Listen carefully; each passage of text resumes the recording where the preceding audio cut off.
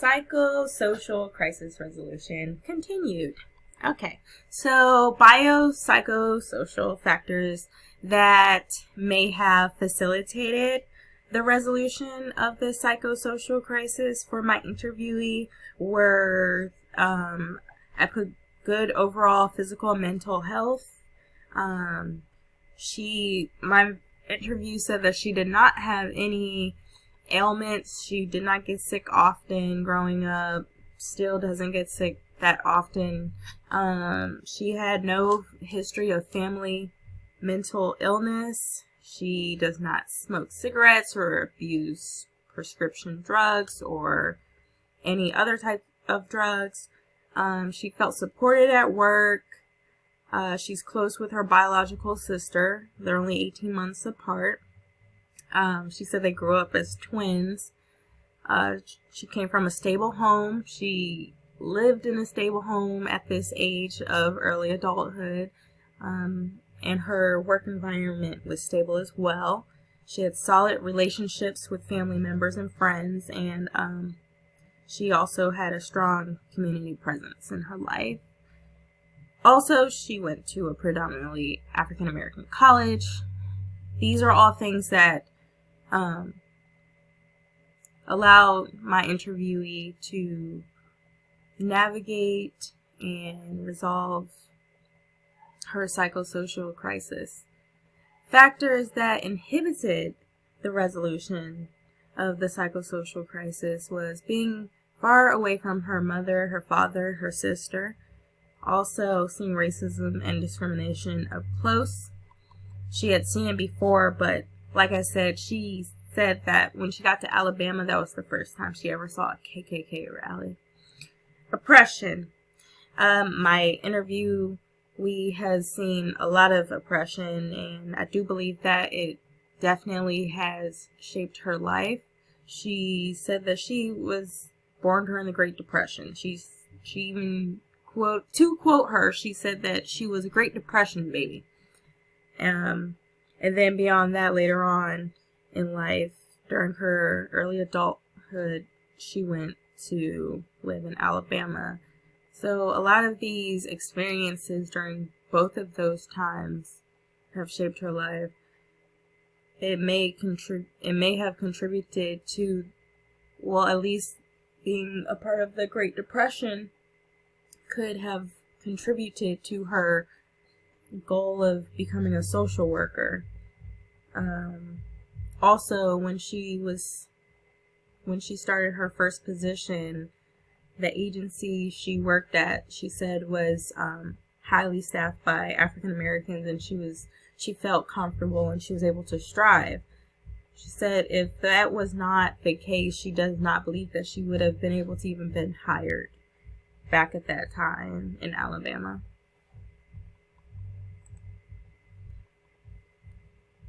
So looking at her psychosocial crisis through a multi-system lens, I put the systems into bubbles, and the green arrows represent a positive interaction. The red arrows represent a negative interaction. You'll see both the blue and the red arrows pointing from policy and laws going to the interviewee, and then community going to the interviewee, because both of those had positive and negative interactions.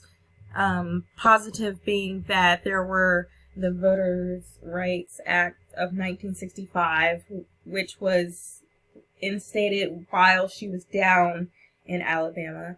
And then you also had Jim Crow. So you had negative and positive interactions on both sides of policy and law. Same for community. When she went out to her community, she had a lot of support from family members and friends. But then also, just being that time and day, she also went out and saw atrocities. So I put both arrows for community.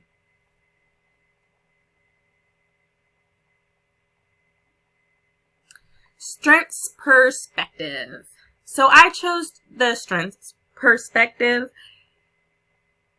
as my additional perspective. The basis of the strengths perspective is that all people, regardless of the severity of their situation or problems, possess skills, capabilities, and strengths.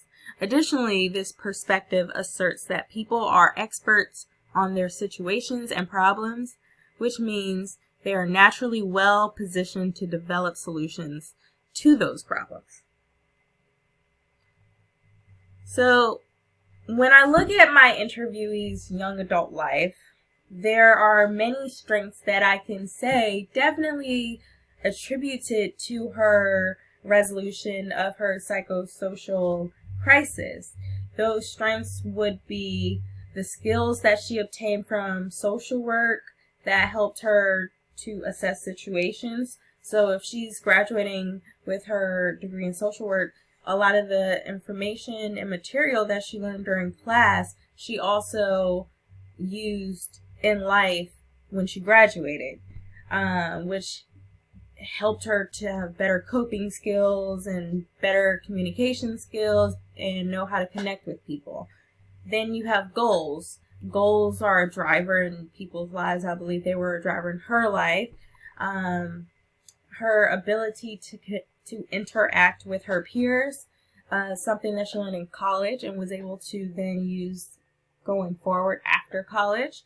The fact that her husband and his family in Alabama, they were a big support for her. So, any problems that she had or anything that she had to talk to, she had family there that was supporting her, happy for her. This helps her have a feeling of love, which is one of the parts of her psychosocial crisis. Also, the skills that she got from her college coursework also helped in her job, obviously. But I'm sure also, like I said before, it's a boost of confidence that will help you, again, have better coping skills. And then the ability to give birth, that's something that not every woman can do. And if you can do that, you can start your family. That's also something that also had helped her during this stage. So, theory limitations. A major limitation for the strengths perspective is that it doesn't look at weaknesses. It literally only looks at the strengths. So when I initially chose this perspective, I was under the understanding that it didn't look at the weaknesses, but it still looked at the problems. And then after more research, I realized that no, it just looks at, this perspective only looks at the strengths. It does not look at the weaknesses. It does not look at the problems.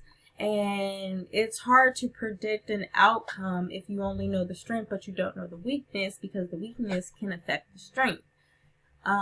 So therefore, it doesn't allow for adequate conclusions to be made. My references.